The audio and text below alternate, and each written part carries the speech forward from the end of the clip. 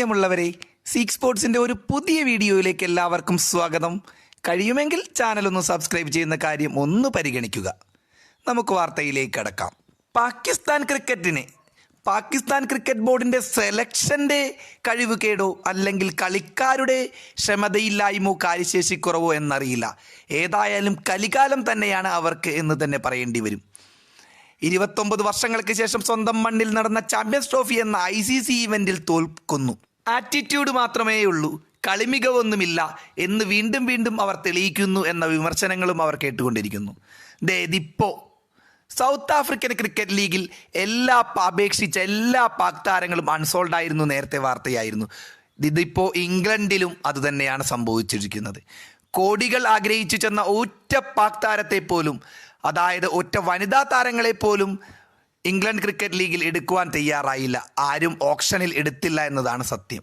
കാരണം സ്വന്തം മണ്ണിൽ നടന്ന ചാമ്പ്യൻസ് ട്രോഫിയിലെ ദയനീയമായ പ്രകടനത്തിന് പിന്നാലെയാണ് ഇത്തരമൊരു സ്ഥിതിവിശേഷം ഉണ്ടായത് എന്നാണ് വാർത്താ ചാനലുകൾ റിപ്പോർട്ട് ചെയ്യുന്നത്.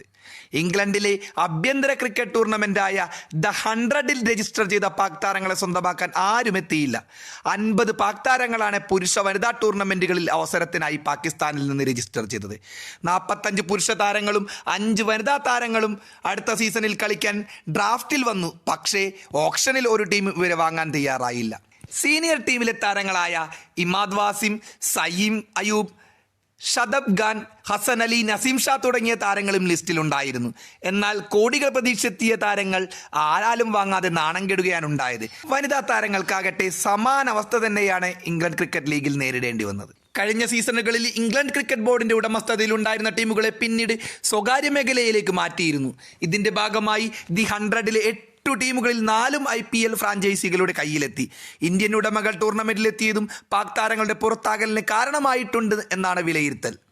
റിലയൻസ് ഇൻഡസ്ട്രീസ്, സഞ്ജീവ് ഗോയങ്കയുടെ RPG group, Sun group, GMR group എന്നിവയാണ് ദ 100 ടൂർണമെൻറ്റിൽ നിക്ഷേപങ്ങൾ നടത്തിയ ഇന്ത്യൻ ഉടമകൾ.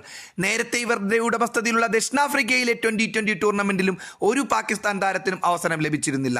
2008 മുതലാണ് പാക് താരങ്ങൾക്ക് ആഭ്യന്തര കാരണങ്ങളാൽ ഇന്ത്യൻ പ്രീമിയർ ലീഗിൽ വിലക്ക് ലഭിക്കുന്നത്. കോടികൾ പ്രതീക്ഷിച്ചെത്തിയ പാക് താരങ്ങളെ ആരും വാങ്ങാൻ തയ്യാറാകാത്തത് പാക് താരങ്ങൾക്കും പാക് ക്രിക്കറ്റ് ബോർഡിനും ആകെ നാണക്കേടുണ്ടാക്കിയിരിക്കുകയാണ്. സെലക്ടർമാരുടെ കഴിവുകേടും പാകിസ്ഥാൻ താരങ്ങളുടെ ആറ്റിറ്റ്യൂഡും ആണ് കാരണമെന്നും പല വിമർശനങ്ങളും ഉയരുന്നുണ്ട്.